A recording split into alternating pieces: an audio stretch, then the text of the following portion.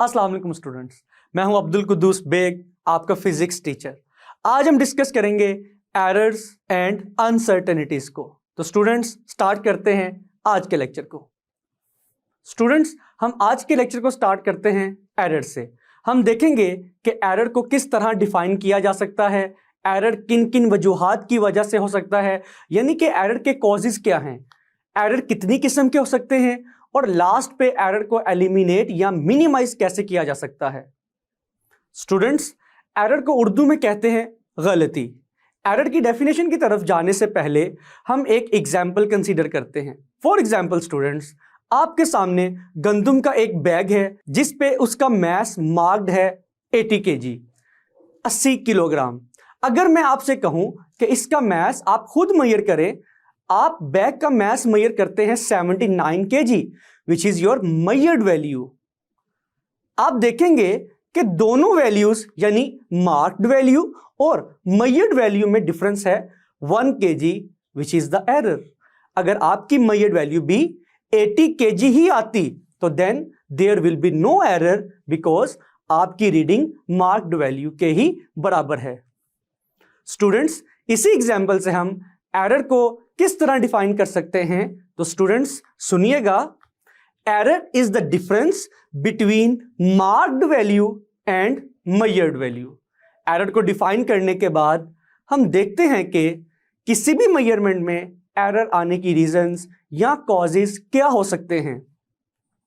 Number 1, negligence और inexperience of a person means that कि जो इंसान मेजरमेंट कर रहा है उसका पहले कोई एक्सपीरियंस ही नहीं है कि उस क्वांटिटी को हम किसी भी मेजरिंग इंस्ट्रूमेंट से कैसे मेजर कर सकते हैं, या वो जो इंस्ट्रूमेंट इस्तेमाल कर रहा है उसे वो इस्तेमाल ही नहीं करना आता, या उसकी किसी भी लापरवाही की वजह से भी एरर आ सकता है। Number 2, the faulty apparatus.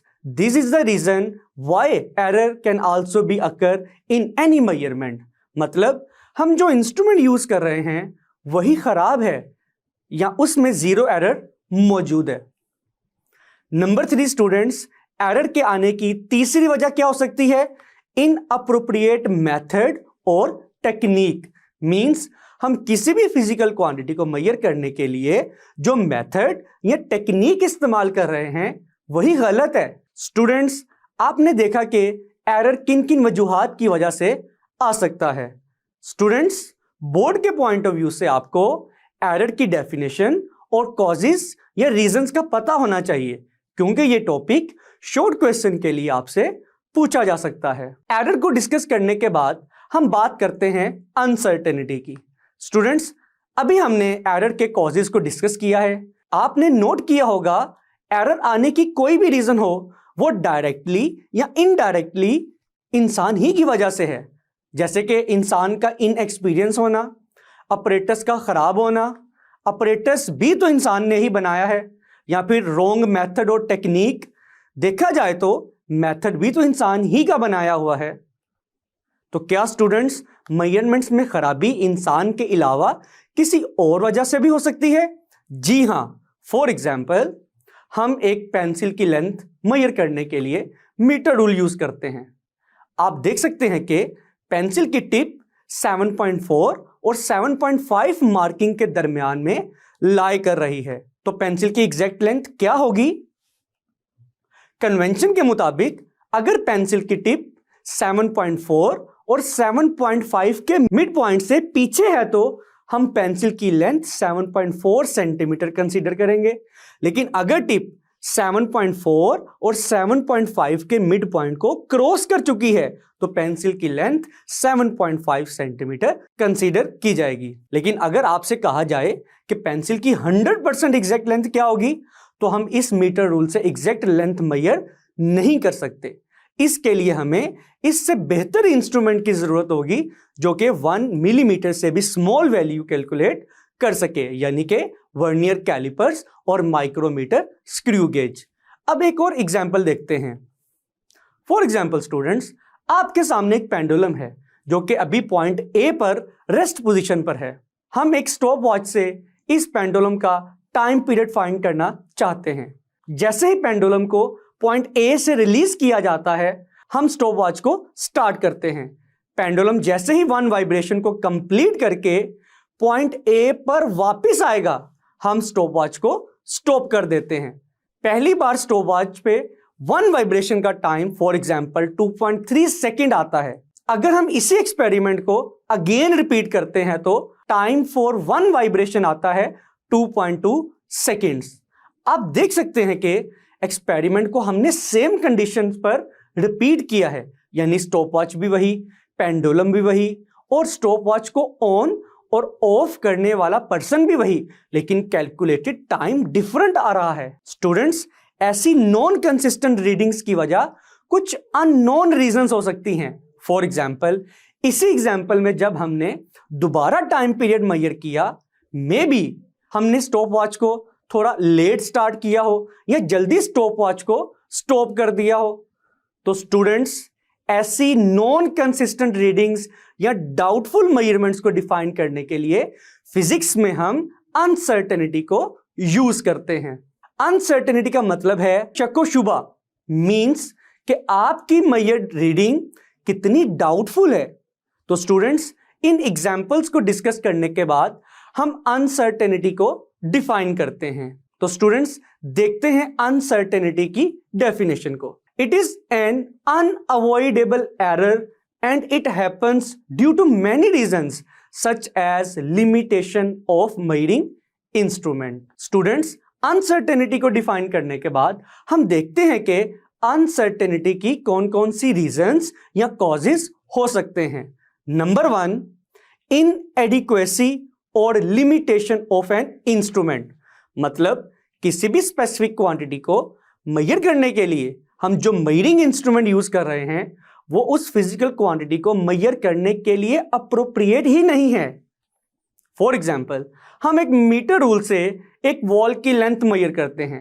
हम लेंथ मेजर करने में कामयाब तो हो जाएंगे, लेकिन हमारी रीडिंग एक्यूरेट होने के चांसेस कम हैं, बिकॉज वॉल की लेंथ के लिए small metre rule appropriate instrument नहीं है। इसके लिए मेजरिंग टेप ज्यादा अप्रोप्रिएट मेजरिंग इंस्ट्रूमेंट है। नंबर 2, स्टूडेंट्स, अब हम देखते हैं कि किसी भी मेजरमेंट में अनसर्टेनिटी की दूसरी रीजन क्या हो सकती है। Natural variation of the object being measured. इस पॉइंट को भी हम एक एग्जाम्पल से समझने की कोशिश करते हैं। फॉर एग्जाम्पल स्टूडेंट्स, हम एक पेंडुलम बनाते हैं जिसमें इस्तेमाल की जाने वाली स्ट्रिंग थोड़ी सी फ्लेक्सिबल है। अब जैसा कि आपको मालूम है कि पेंडुलम का टाइम पीरियड किस पे डिपेंड करता है, t is equal to 2 pi square root L/G। तो स्टूडेंट्स, इस फॉर्मूले के मुताबिक हम ये देख सकते हैं कि पेंडुलम का टाइम पीरियड पेंडुलम की लेंथ और ग्रेविटेशनल एक्सेलरेशन G पे डिपेंड करता है। लेकिन स्टूडेंट्स, अगर हम अपने एक्सपेरिमेंट की पोजीशन चेंज नहीं करते तो G will always remain constant. तो स्टूडेंट्स, जैसा कि हम देख सकते हैं कि पेंडुलम का टाइम पीरियड पेंडुलम की लेंथ पे डिपेंड करता है। इसीलिए with the passage of time, जैसे जैसे स्ट्रिंग एक्सटेंड करेगी, पेंडुलम का टाइम पीरियड इंक्रीज होता जाएगा। आप कंफ्यूज हो जाएंगे कि फर्स्ट अटेम्प्ट में अगर टाइम पीरियड 2.1 सेकंड था, तो कुछ टाइम के बाद जब हम एक्सपेरिमेंट रिपीट करते हैं तो टाइम पीरियड चेंज आता है। फॉर एग्जाम्पल, उसकी रीडिंग आती है 2.3 सेकेंड्स। तो स्टूडेंट्स, आपने देखा कि किस तरह ऑब्जेक्ट की अपनी चेंजिंग से फाइनल रिजल्ट चेंज हो सकता है। Number 3, natural imperfections of a person sense. जैसा कि हमने प्रीवियसली देखा, अगर हम स्टॉप वॉच से time period of pendulum measure करते हैं तो किस तरह स्टॉप वॉच को टाइमली ऑन या ऑफ ना करने से रीडिंग्स में डिफरेंस आ सकता है। यह डिफरेंस हमारे लेट रिएक्शन टाइम की वजह से है, जो कि हमारी सेंसेस की लिमिटेशन है। डियर स्टूडेंट्स, एग्जाम के पॉइंट ऑफ व्यू से बात की जाए तो आपको एरर्स की तरह ही अनसर्टेनिटी की डेफिनेशन और कॉजेस का पता होना जरूरी है। एरर और अनसर्टेनिटी को समझने के बाद हम एरर की डिफरेंट टाइप्स को डिस्कस करते हैं। Dear students, there are 2 types of errors. First is random error and second is systematic error. Students, random error हो या सिस्टमैटिक एरर, आपको इनकी डेफिनेशंस, इनके कॉजेज और यह भी पता होना चाहिए कि how to correct these errors. तो स्टार्ट करते हैं रैंडम एरर की डेफिनेशन से। फॉर एग्जाम्पल स्टूडेंट्स, हम अगेन वही पेंडुलम के टाइम पीरियड की एग्जाम्पल को कंसीडर करते हैं। हमने फर्स्ट टाइम पेंडुलम के टाइम पीरियड की वैल्यू मेजर की और जवाब आया 2 सेकेंड्स। सेकेंड टाइम इसी एक्सपेरिमेंट को रिपीट किया तो टाइम पीरियड कैलकुलेट हुआ 2.1 सेकेंड्स, और इसी तरह थर्ड टाइम हमारी रीडिंग आई 1.9 सेकेंड्स। तो आपने नोट किया किस तरह एक ही एक्सपेरिमेंट को रिपीट करने से हमारी रीडिंग्स सेम कंडीशंस के साथ डिफरेंट आ रही हैं। इस टाइप के एरर को रैंडम एरर कहा जाता है, जिसकी बुक में डेफिनेशन है, random error is said to occur when repeated measurements of the quantity gives different values under the same conditions. तो स्टूडेंट्स, डेफिनेशन के बाद अगर कॉजेज की बात की जाए तो students, random error occurs due to some unknown reasons, जिनको 100% आइडेंटिफाई करना इम्पॉसिबल है। Students, next point is how can we correct random error? Then the solution is we repeat the measurement several times and then take an average value. तो students, random error को correct करने के लिए हम अपनी measurement को 3 to 4 times repeat करेंगे और उसके बाद हम उन measured values की average value निकाल लेंगे। In this way, we can reduce the effect of random error. Random error को डिस्कस करने के बाद अब हम सिस्टमैटिक एरर को समझते हैं। फॉर एग्जाम्पल स्टूडेंट्स, हमारे पास एक मीटर रूल है जिसमें 3 सेंटीमीटर मार्क के बाद 4 सेंटीमीटर मार्क की जगह 5 सेंटीमीटर मार्क है, यानी इस मीटर रूल में 4 सेंटीमीटर मार्क मिस्ड है। तो जब हम किसी लाइन की लेंथ इसी मीटर रूल से 6 सेंटीमीटर मेजर करते हैं तो उस लाइन की एक्चुअल लेंथ क्या होगी? Obviously 5 centimetre. और अगर एक और लाइन की लेंथ इसी मीटर रूल से 7 सेंटीमीटर मेजर करते हैं तो करेक्ट लेंथ क्या होगी? ऑब्वियसली 6 सेंटीमीटर, क्योंकि हमें मालूम है ये मीटर रूल हमेशा 1 सेंटीमीटर लेंथ कम मेजर करेगा। तो स्टूडेंट्स, आपने देखा कि किस तरह इंस्ट्रूमेंट में डिफेक्ट की वजह से आपकी मेजरमेंट्स इक्वली गलत आ रही हैं। तो सिस्टमैटिक एरर को हम किस तरह से डिफाइन कर सकते हैं? तो डेफिनेशन देखते हैं students.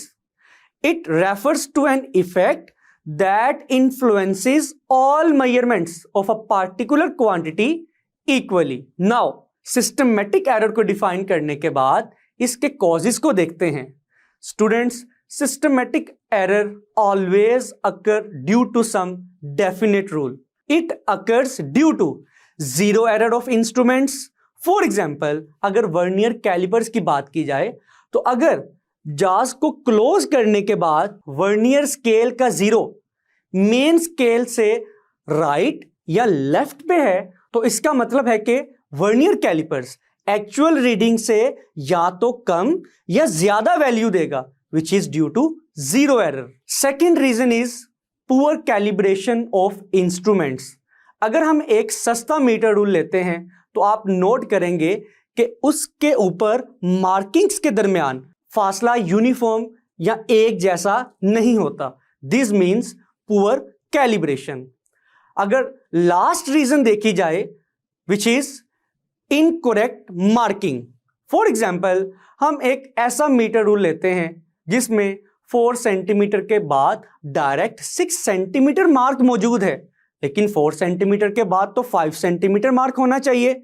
This is an example of incorrect marking. Systematic error के कॉजेस को डिस्कस करने के बाद हम देखते हैं कि इस टाइप के एरर को मिनिमाइज या करेक्ट कैसे किया जा सकता है।